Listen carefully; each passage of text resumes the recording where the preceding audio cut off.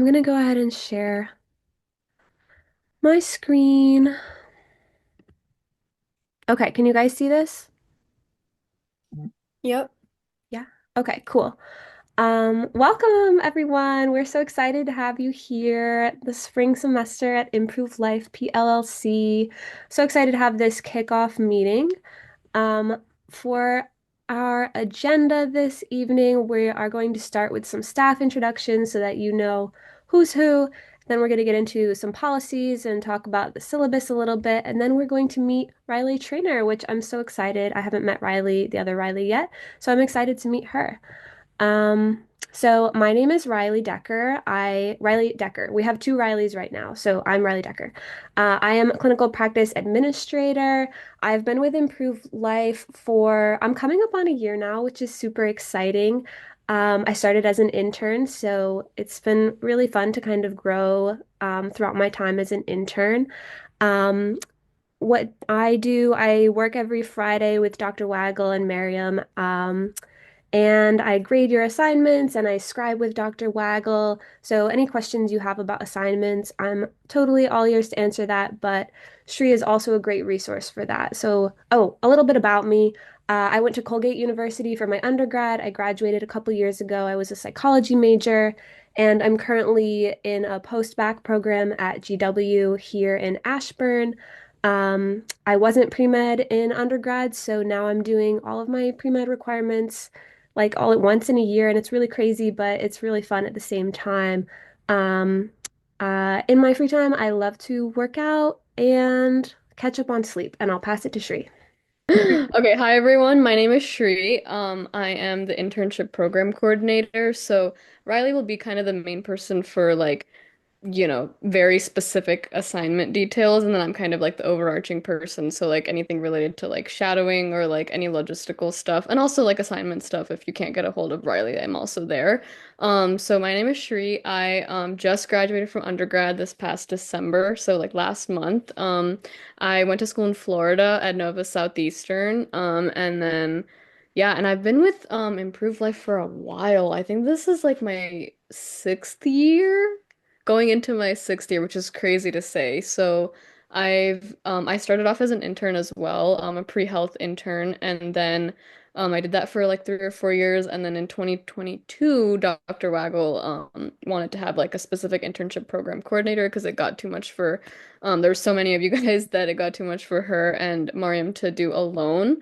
So that's kind of when I stepped into my role. So yeah, that's a little bit about me. Dr. Waggle isn't here. So if you want to read about her and her bio, you can go on the Improve Life website and then her whole bio is right there on the homepage. So I recommend, you guys can read through that and learn more about her. And then a little bit about me. So I was also an intern. I think I've been here like 7 years. I've been here for a while. So I started as an intern and then I became a front office assistant. And then I became the practice manager, and then now I'm the director of operations. And I'm a pre-med student, so I'm taking my MCAT in May. So um, trying to go to be a medical student. And then I have a nonprofit. I'm a nonprofit founder and CEO. So if you guys need volunteer hours, feel free to ask me. Yeah, and I like to do a bunch of things for fun. I like to do content. So I do help Dr. Waggle with her content creation and social media management. I like to work out. I like to cook. I like to go out and eat and do some random things. So yeah, I think that's pretty much it. Awesome. Okay. So next, I thought we'd just kick it off. Hopefully you've read the syllabus by this point, but I don't think everyone's read the syllabus, so we'll go over the internship goals. These were the things that I outlined when I was working on writing the syllabus. So number one, increase interns' AAMC pre-medical competencies, because I mean we want you to be better candidates for medical school if that's where your goal is to go. Two, facilitate better understanding of how a private practice is run. There's a lot more to a private practice than just practicing medicine, which I've learned very quickly over my time at Improved Life. Three, expand understanding of the ethics, diagnosis, and treatments in medicine with emphasis on the field of psychiatry. Four, increase practice exposure and efficiency. I think with that point, um, we will ask you to do certain tasks that are related to marketing because it is a business, it is a private practice, so it is about constantly trying to get new um, patients because that's how money is made and Dr. Waggle can do the internship. So we will ask you to do some of that stuff and then also encourage interns' understanding of the process of applying to medical school and attending medical school. And I think we've got a great kickoff for that tonight with meeting Riley Trainor, who is a current medical student and working with Improve Life. And we will get to her after going over the policies and such. Okay, so first thing to note is the hour log. So hopefully you've all made it an hour log by now. This is an example hour log of the lovely Shri. So we can see in the left column the activity detail. So here's where you should be logging like what you're doing, what you're learning, what you're working on, so that we can really make sure like you're actually doing stuff in real time. Then be logging your time spent and the date that you do things in the second column. And then the third column is where either Dr. Waggle, myself, Shri, Miriam, somebody will sign off on your hours. So with the hour log, guys, please, please, please be honest about how much time things are taking you so that you're getting the most out of it. And we know, okay, this task only took people an hour, but they're supposed to spend 2 hours this week. So we need to be assigning them more, or we can just keep it in check to make sure we're not giving you too much, we're giving you just enough. And also the hour log is super, super important because if you're an intern in good standing, you'll qualify for getting a letter of recommendation from Dr. Waggle. So the hour log is kind of like the main thing that we go to when writing your letter of recommendation. So the more detailed you are here, the more stuff we have. You know, like we can just say, oh, Angel is a very great intern, or we can say like she's super super enthusiastic and here's 10 examples of all the times she was super awesome. So really be detailed here. It's really really helpful and it ends up helping you in the end. I think Shri was going to do this slide.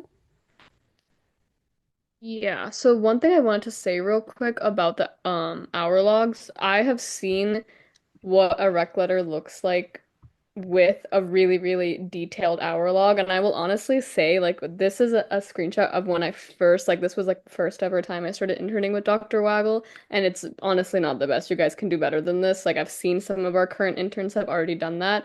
Be as specific as possible. So Dr. Waggle will sometimes do like intern spotlights because an intern has been above and beyond a certain week and stuff like that. Write that down because she is not going to remember. None of us are going to remember that maybe like a year down the road when you need a rec letter. So anything, even if Dr. Waggle one time in the middle of a Zoom meeting says, "Wow, Shri, great question," write that down. Anything that's positive that comes out of her mouth or Mariam's, like write it down, because they need to remember that they did appreciate all the work that you did and everything you did with Improve Life. So honestly, you guys should be writing better than this example. So yeah, just keep that in mind. Like I've seen rec letters that have really, really detailed hour logs that we get. We can almost write word for word, like everything you guys have done, everything that Dr. Waggle appreciates about you versus when it's a more sparse hour log, it's a lot harder to do that. And it makes it harder for Dr. Waggle to write it, but at the same time also kind of decreases the quality and like specificity of your letter. You want to make it as specific as possible without it being generalized to any pre-med student or whatever you're applying for. So just a little bit about that. And if you guys have any questions, like feel free to like put them in the chat or like raise your hand or like unmute. Like we are a very like we want people to talk because there's like 35 of us on here. So please, like Dr. Raga will also say that whenever you guys get on any like meetings with her, she loves when people like unmute get involved. So just FYI about that. But okay, so in terms of hours and shadowing, hours in terms of, I'm sure you guys have seen a few of the assignments we're putting up, and then also on the syllabus, you kind of have a breakdown of everything you're gonna have due this semester. I think the only thing that's not on there is the event requirement, so we do have to add that on there if I'm not wrong. But that we're gonna talk about that in a little bit later, so I'm not gonna go into detail about that. But in terms of hours, how long you should be kind of, we've seen people spending on all the Google Classroom assignments is around 2 to 4 hours a week. When you guys have obviously like more intense like schedules at school, you can spend less as long as you kind of complete everything on time. This is a note for the old interns. We're not doing the shift system anymore. You guys don't have to like clock in or clock out, whichever days that you're working, as long as we're hoping that as long as everyone like completes everything on time, we are giving you guys like a lot of leeway on like as long as you do it, get your work done, it's totally fine. And a lot of it is like I'm hoping like interesting to you guys. We tried to make it more kind of fun this term, so hopefully that works out. So in terms of the hour log, you are required to have 20 hours in your hour log before you're eligible to shadow Dr. Waggle. I know that Dr. Waggle, since we're opening up a second location of the practice. She's gonna have a few more days. Rather than once a week, she might have 2 or 3 days a week, hopefully to let students shadow. So just keep that in mind as like it's first come, first serve. Whoever gets the 20 hours and then reaches out to us saying, "Hey, I got 20 hours. Can I shadow?" And then we'll send you a HIPAA certification, schedule it, et cetera, et cetera. So yeah, just keep that in mind. It's first come, first serve. And yes, you must be in good standing. So everything has to be completed. You have to be at coming to these like Zoom meetings unless there's like an extenuating circumstance or anything with like classes or anything like that. Um, yeah, that's the main one. Shadowing opportunities are first come, first serve. I already said that.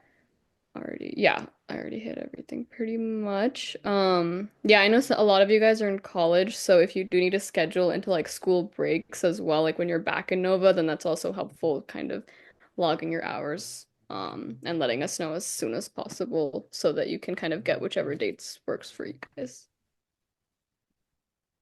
Okay. So for assignments, due dates are generally going to be midnights on Thursdays. They were initially a different time, so this is accurate for the remainder of the semester. So, and that should be reflected on the Google Classroom, like it should have the dates. So try to get those in by Thursdays at midnight because I work Friday mornings, so that's when I will be grading, and it's very hard to grade assignments if you haven't done them. For extensions, please ask for extensions at least 72 hours before an assignment is due. Like, we are more than happy to grant you an extension if you have a ton of exams or if you have, like, I don't know, anything going on. If you need an extension, just ask us. Please don't make it like a constant habit, but we are reasonable people. So we'll give you an extension if you need one. Um, I think I put the assignments in. A lot of the assignments I've preloaded into Google Classroom and they're set to drop. Usually, like they're due on Thursday, and I think I have them dropping the Wednesday or Thursday the week before. So you should have like a full, complete week and weekend to do the assignments. Events. So Dr. Weigel loves it when we can get out in the community and represent the practice. So we ask that you aim to attend at least 3 in-person or virtual events throughout the semester. So Miriam, myself, Shri, Dr. Weigel even will be uploading events to Google Classroom, or you can find them on your own if it's anything that is like related to mental health, health in general, wellness. I know I went to like a plastic surgery office that was opening, or women's health, wellness, anything like that. You can attend it and that can count. And also, a note is like you don't have to be necessarily in Ashburn for these, I think. Like, if, because Dr. Waggle is able to treat anyone throughout all of the state of Virginia virtually through telemedicine. So you could go to an event that wasn't necessarily local if you were talking to people who she could like theoretically meet over telehealth. Um, Okay, monthly meetings. Congrats, guys. You've already, like, if you're here, you've already done 20% of your monthly meetings. That's great. Awesome. Pat on the back. Okay. So we are going to be having monthly meetings. I've tried to make them kind of fun. So later this month, we'll be having a game night where we're going to create some cases and then like break out into little teams. This is how I picture it in my head. We'll see if it goes that way in reality. We've never done it before, but so we'll be doing a little game night of solving some cases. In February, we'll be having a neurotransmitter night, presenting on some neurotransmitters. In March, we'd be doing a medical ethics debate. And in April, you're going to spend a lot of time that month working on a research project. So I would love it if we could all present research projects for each other and see what everyone's been up to. And this semester, super exciting, we are having Zoom office hours with Dr. Waggle. So this is something new, and it's a really, really great opportunity, you guys. Like, she wants to meet you, she wants to talk to you, and I'm sure you want to talk to her too. Like, people pay a lot of money to get to talk to Dr. Waggle for 30 minutes, and you can do it for free, guys. So go, maybe don't talk to her about your mental health issues all the time, but you can go and talk to her about becoming a doctor, your psychiatry interests, whatever you want. At these times, we will have a Zoom link. I think that's on our to-do list tomorrow to get it posted to Google Classroom and the syllabus. So keep your eyes out for that. But it should just be drop in, go to her, talk to her, check in with her, talk about life, whatever you want. Um, Syllabus. Please, guys, please read the syllabus. I spent so much time working on the syllabus, and it makes me want to cry if people don't go read the syllabus. So please go read the syllabus. It has an outline of pretty much all of the assignments that I'm like we're expecting to send you. You might get a few more that are just kind of like, oh, we thought of something that they need to do or that we need to do or that Dr. Weigel needs people to do. So that will be posted on Google Classroom. Dates are highlighted in yellow that they're due. Um, and it's a dynamic document. I think it's like pretty solid, but we might be making changes throughout. Questions? Raise your hand, jump off mute. I can't see the chat. Anyone? I got a question. Go ahead. So for our hour, are we supposed to upload those into Google Classroom so you can see them, or do we like send those to you each time we update them? There Good question. is. Oh, did you want to take that, Shri? No? Okay. There's like. Yes, I Oh, go ahead. can. Okay, Sorry. sorry. Um, I don't know if you already saw on the Google Classroom, there was like an assignment on there that talked about the syllabus and the form. So that kind of explains everything about how to send us the hour log. So essentially, we want it just to shared with us and everything and Mhm. sent like the link, which like it's all in the form. But yeah, you don't have to send it every time that you update it. You just have to kind of have it whenever if we ever ask for it. Dr. Waggle sometimes will ask for like monthly updates, so just have it like in case she asks in February for everyone's January hour log. But overall, it's mostly a year kind of thing. We just want it sent to us all the way at the beginning. We're kind of just gonna go over, make sure it looks fine, and then send it back to you so you get the editing access again. And then we're not honestly not really gonna look at it unless you ask us to, or unless Dr. Waggle wants it for anything. All right, thank you. With that, is everyone on the Google Classroom? If yes, if not, you can DM me, Shri, Miriam, somebody, and we can make sure that you're on the Google Classroom. There should be instructions for everything there. You can go ahead, Sarah. You raised your hand. Yeah. Okay, yeah. So I was looking at the schedule and I saw that you guys had in the list an assignment that said create a 30-second video introducing yourself. I was just wondering how we're supposed to submit that if we did have to. Yeah, that is I mean, you can submit it right on Google Classroom. Honestly, I don't know if I've ever had to submit a video assignment. I think it's like who's here from last semester? Carter. How did you submit your videos last semester? Can you walk everyone through submitting a video? Sorry to call on you. Oh wait, I can't hear you. Can you guys hear him? Nope. But talking for Carter, I think I received Carter's video through Drive and it had no problem. So you should either be able to like share, like make a link for the Google Drive and upload it. But you could also, I'm pretty sure, upload videos directly to Drive. But I would, if you can take a note real quick, please do. But I recommend making a shared album. That's okay. So my work cell phone should be in the classroom, but if it's not, I'll add it in after. And what you can do is you can make a shared album with me. If you don't know how to do that, you can look it up on YouTube, how to make an iPhone shared album. And what you can do is just make your name the title of the shared album, because throughout your internship, there's probably going to be a time where we're going to ask you multiple times to make different videos. And honestly, adding it to the shared album keeps the quality the best, and it's the easiest, fastest way. So you can also do it that way. And then when you turn in your assignment, just leave a note like, I put it in the shared album with Miriam. That's fine too. That's in Also, Google Photos, right? sorry. Sorry, that's in Google Photos, right? Because I don't have an iPhone, so I was. Oh, if you don't have an iPhone, maybe do the Drive thing that I was talking about. So make a drive, I upload a Drive, and then it should give you like a link that you can submit or share with someone, and then I just leave that use there. I use Microsoft Clipchamp. That's what it's called. I'll put it down in chat for you guys. That's what I Another use to like make my videos and submit them. another thing actually, if you guys haven't made that 30-second video, if you have, you can completely ignore it. But if you could do it horizontally, that would be amazing. But if you have already done it, I'm not going to make you redo it. And then moving forward, we'll also probably specify if you should make the videos vertical or horizontal. So if we forget to specify that, definitely double check with us, because we do tend to want them a certain type of way for certain length of videos. So yeah, sorry. I added the horizontal thing because I knew we Oh, needed okay. Okay, that. perfect. Okay, cool. Yeah, Edith? Um, Hello. I've tried looking around and I've created my hour log, but I'm not sure, like, are we supposed to add in what we learned through doing the assignments, or like are we supposed to add in this meeting? Like, I'm not sure I would exactly. add in every single thing. I would write what happened in the whatever you're doing for the hour log.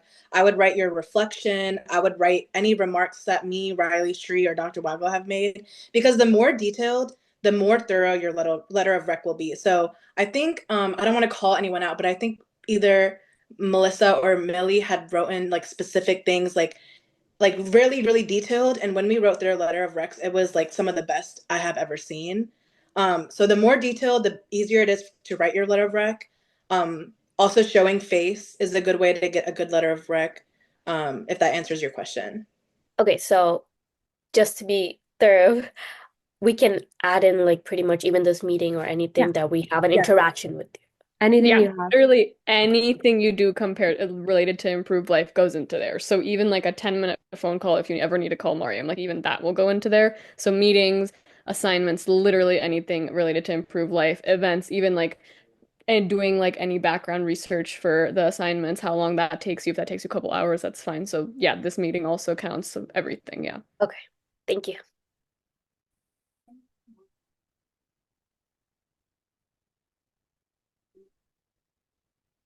Meher, you want to go next? Um, I have a question about the SMART goal assignment. Mm-hmm. So, it says that we have to comment your goal on LinkedIn and Facebook. Do we have to like make an account if we don't have one, or? Yeah. So you don't have to use your personal account, but if you want to make an academic, whether if you even have a personal account, if you don't want us to see your stuff, not that we really go out of our way, but if you don't feel comfortable, you can make a separate professional account.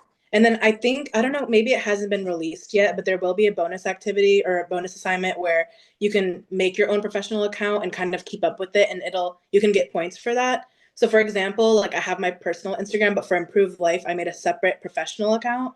So you can do that, but you are expected to have an account on every social media platform that we have, which is pretty much every, like Twitter. Twitter is not as strict, but YouTube and like Instagram, LinkedIn, you should be having an account on all those because you're going to need it in your professional career anyways. Okay.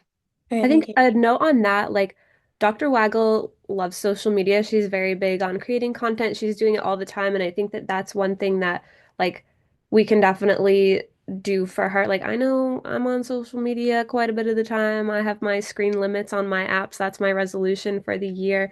But I mean, she has like 10K Instagram followers. She loves being on socials. And I think like engaging with Dr. Waggle on socials feels like, okay, yeah, that takes me like 30 seconds out of my day to leave a comment and up her engagement. And also like that's another time that she sees Riley A. Decker comment on your video. And it's like, yeah, she knows Riley. So I think that engaging on Dr. Waggle's socials is a really good way to like get a couple like extra points with Dr. Waggle, and to say a thank you because it's something that she values.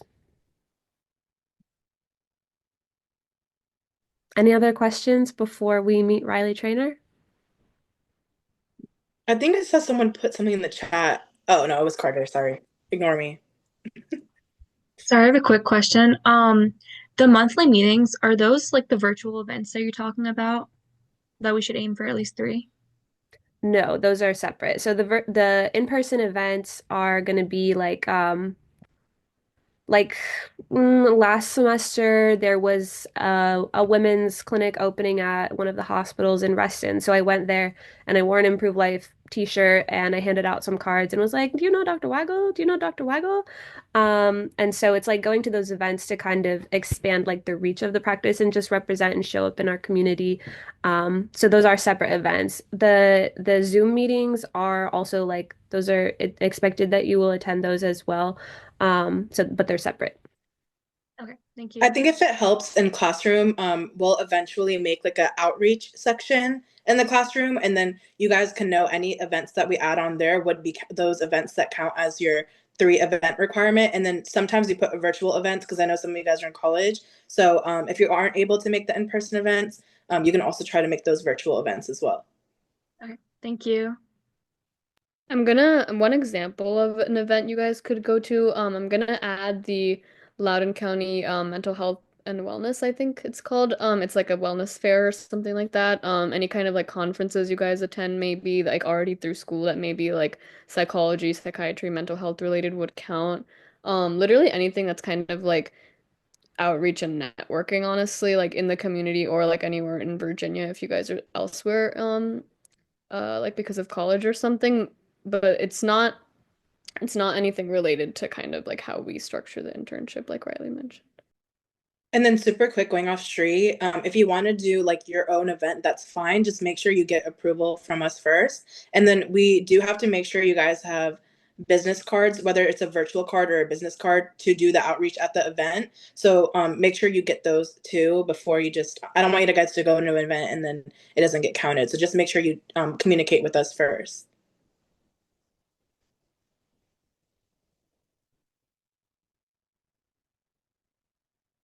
Okay, I think we should go for it and switch gears here. Great questions, guys. Thanks for paying attention. If you have any follow-up questions or anything, please reach out to Shri, Miriam, or me.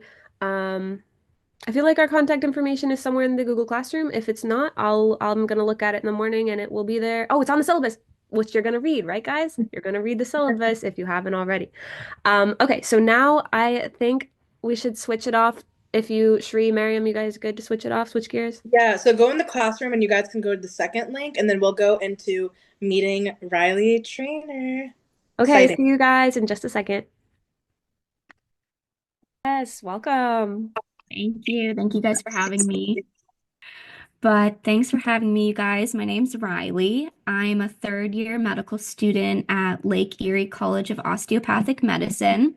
I'll do maybe just 2 seconds of an introduction, but I really want to spend the whole time just letting you guys answer questions because that is probably the most helpful to you. So, a little about me. I went to UVA for my undergrad and I majored in Spanish and then took pre-med courses.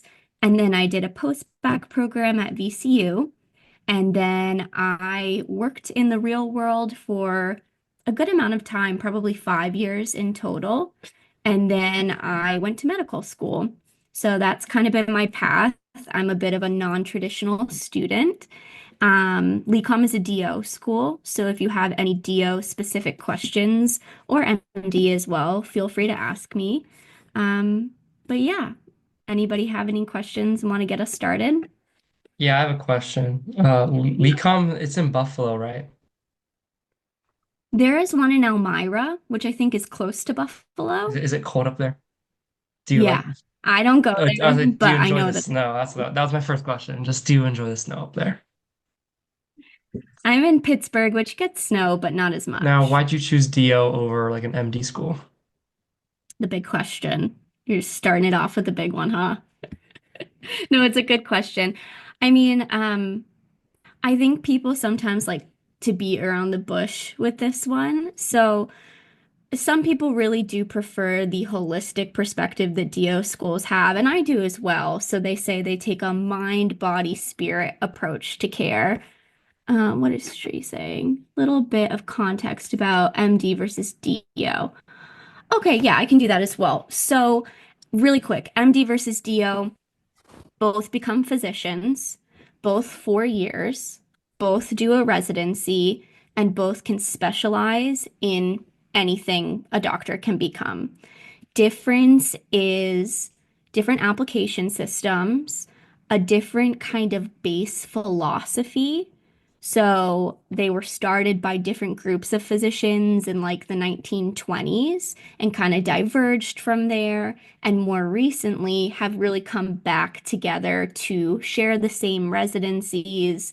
They are very, very similar. There's just this kind of different approach to care that DOs try to take, where they try to consider the whole person, not viewing someone as just a set of numbers, checking in with the person's kind of spiritual and mental wellness as well as physical wellness.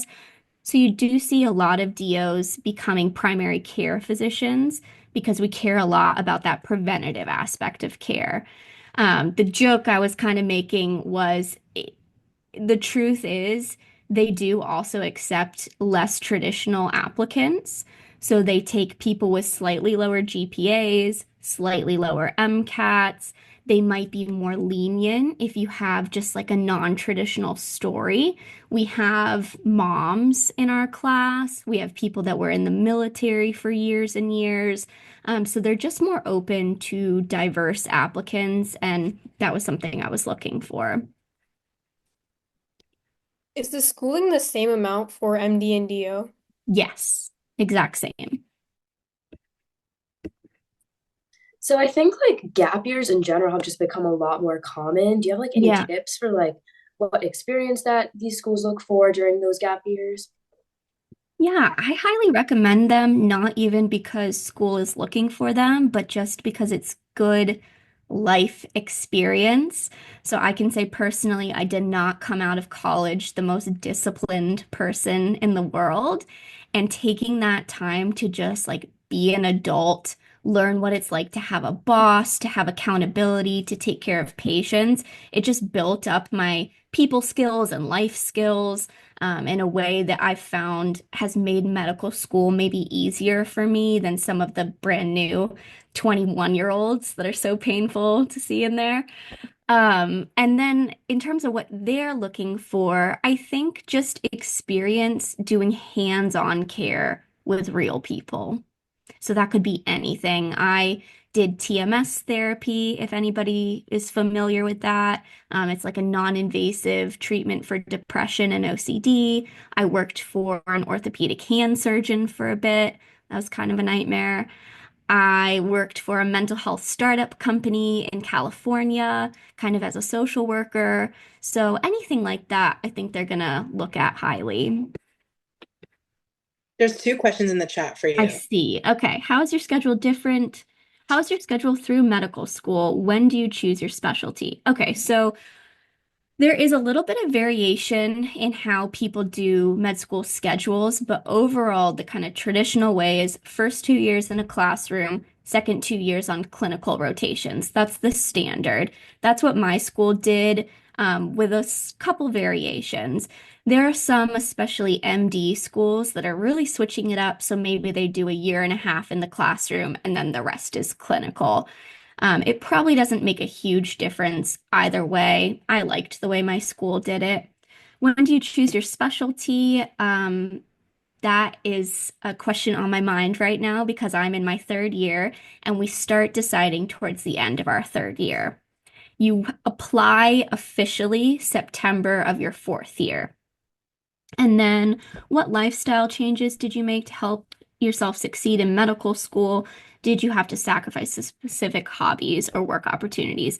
Okay, I was very worried about this going into medical school. I really value things like my family and my mental health and my ability to just like be a normal human.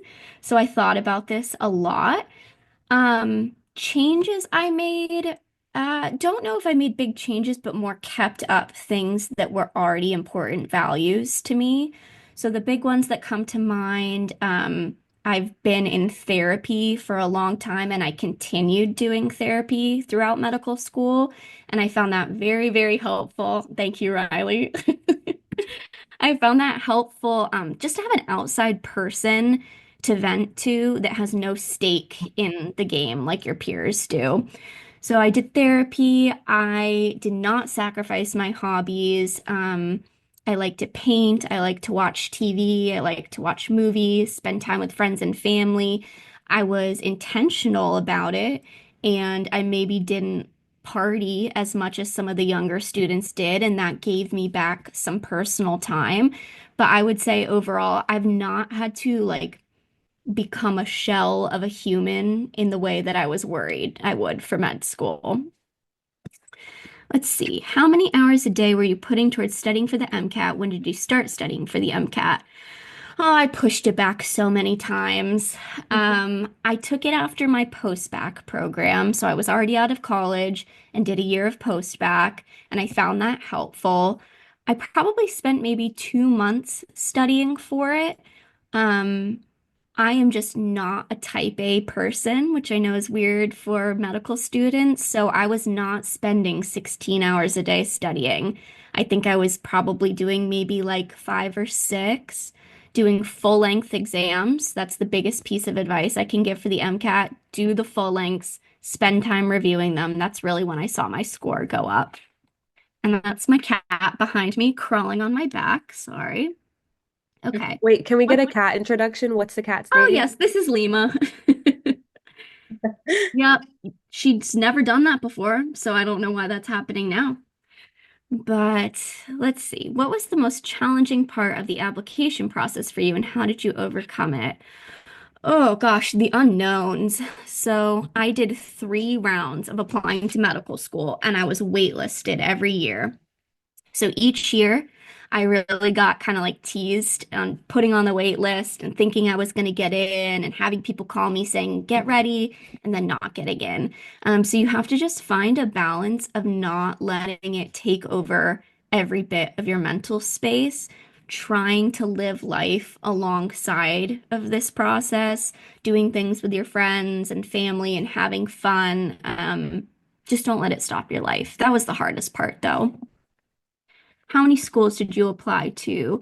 So for DO schools, there are less in general than MD. I don't know how many MD schools there are, but for DO, I would say there's maybe like 28. Somebody correct me if that seems off, but there's less. So I applied to almost all of them except for there was like maybe one school that had religious views that didn't align with me, and then maybe a couple really far from my family that I said no to. But so probably 25 schools. Wow, you guys are flying. I'm sorry I'm just talking at you, but there's a lot of questions.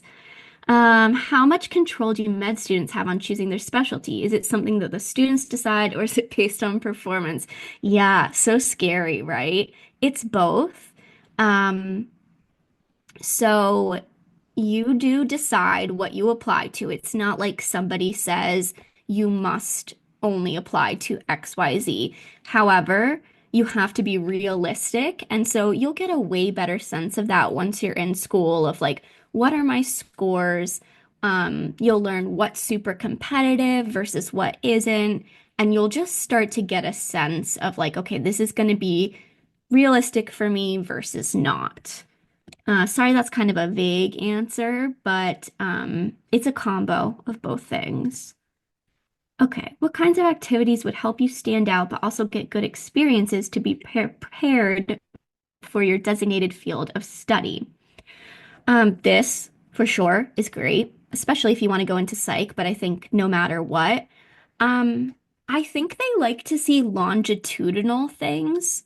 So instead of just doing a million things that were only a day long, committing to something over a course of time, I think that they like and respect. So that would help you stand out.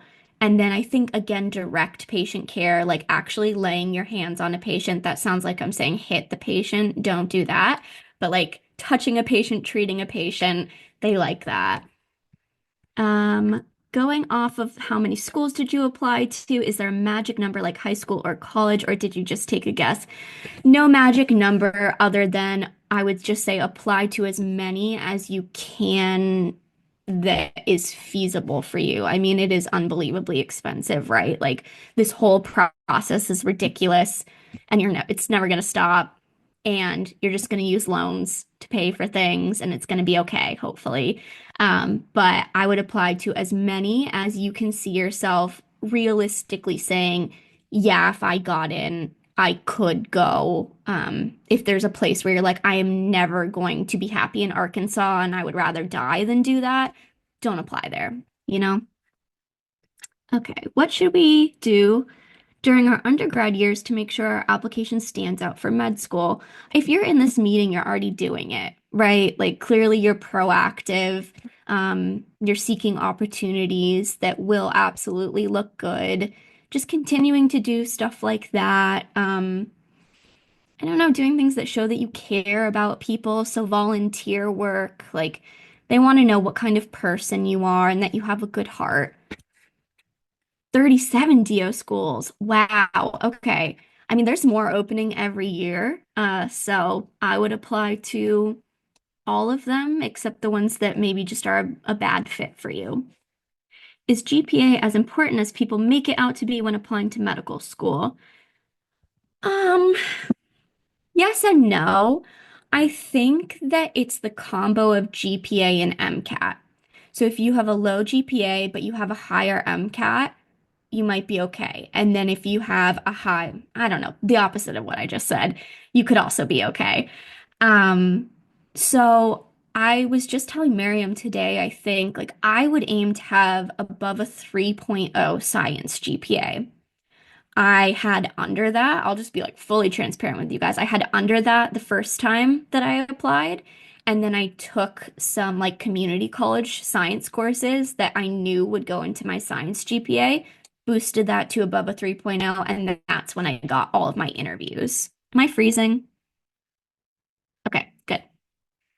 So try to have above a 3.0. I know that's hard, but I think that's advantageous for you. Is there anything you would do differently? Of course. Oh my gosh, so much. Um, I don't know what year in college you guys are, so it might be too late for you too. But I would just say, like, I was so ambitious in trying to take all of my pre-med recs at the same time. And I even had upperclassmen be like, you do not need to take Gen Chem, Bio, and Calculus in the same semester. You're gonna die. And I was like, watch me. And then I did die. So just like take it easy. You don't need to do it all at once. What looks more impressive is getting nice grades, not doing it all at the same time.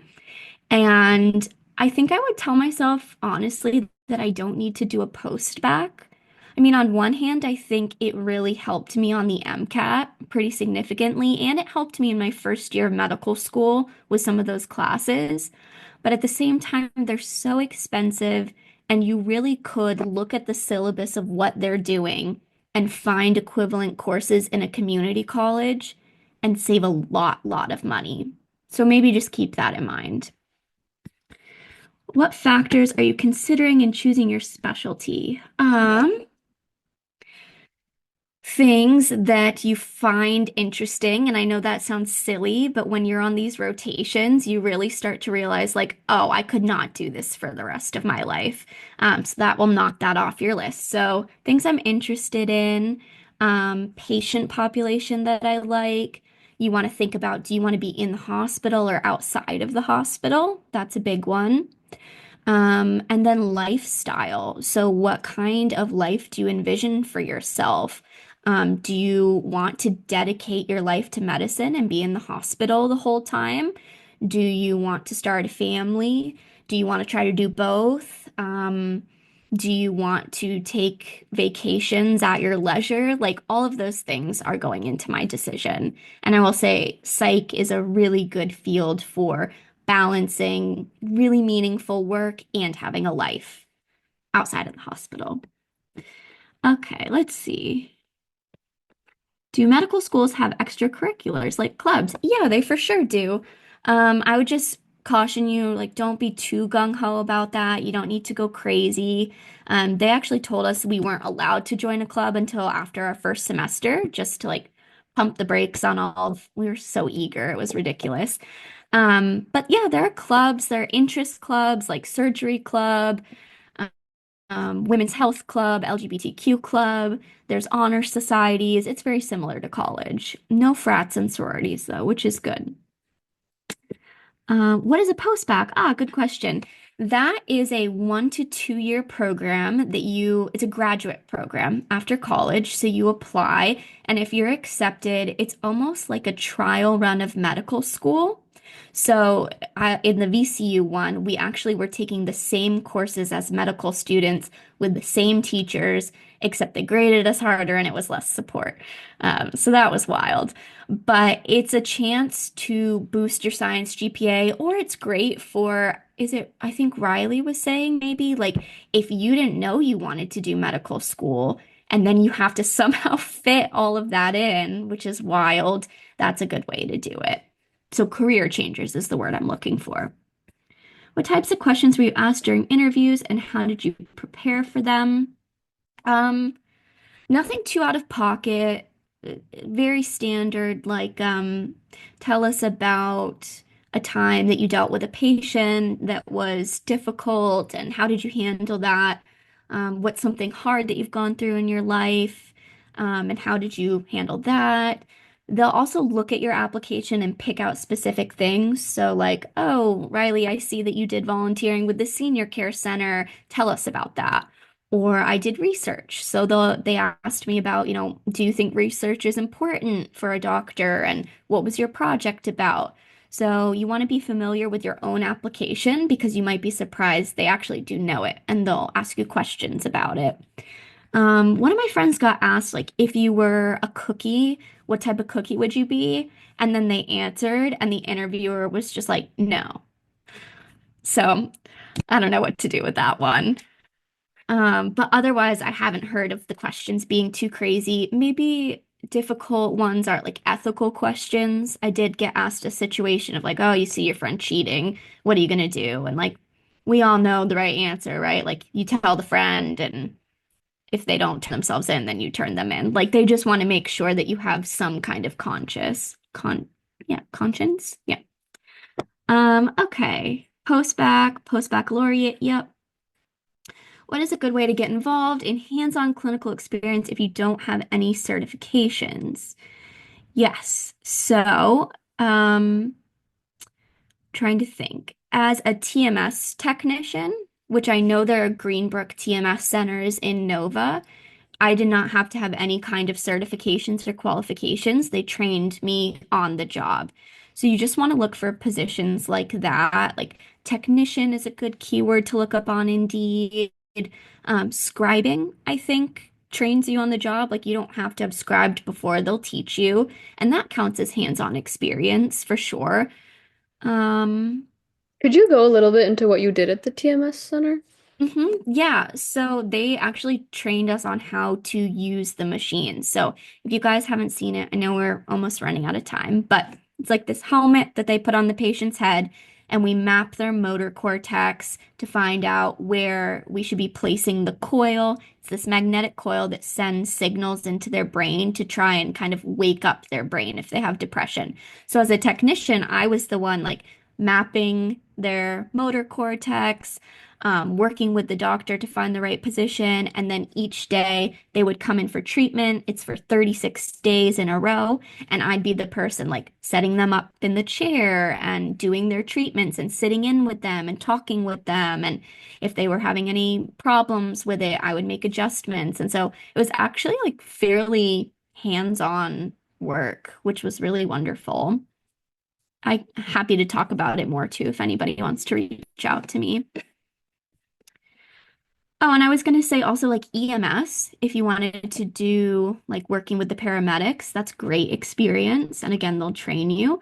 Do you recommend following the traditional path of taking the MCAT or trying to do the EA programs? Oh my gosh, if you don't have to take the MCAT, don't take the MCAT, right? Like that's beautiful.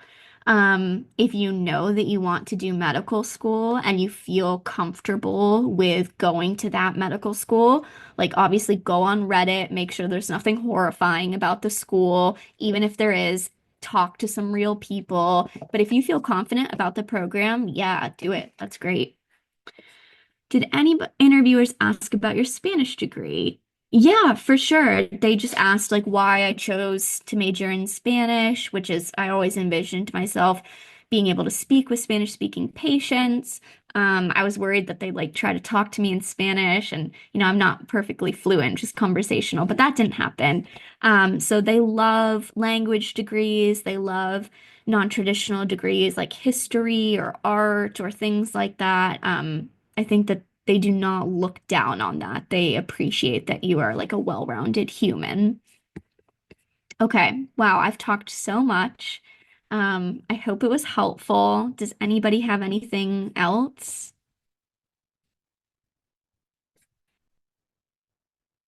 Okay, you guys can always reach out to me. I'm sure we can send out my contact information. I had so many people help me on my journey, so I would love to give back, answer any questions. I'll look over your I have a applications. question. Yeah. How's your first week been with Dr. Waggle at Improve Life PLLC? Oh, it's been great. Yep. It's been lovely. I mean, Miriam is so kind too, and so it's a good team. The patients are so nice. Most people have been okay with me sitting in, which surprised me. And we've already seen so much variety, so it's gone great.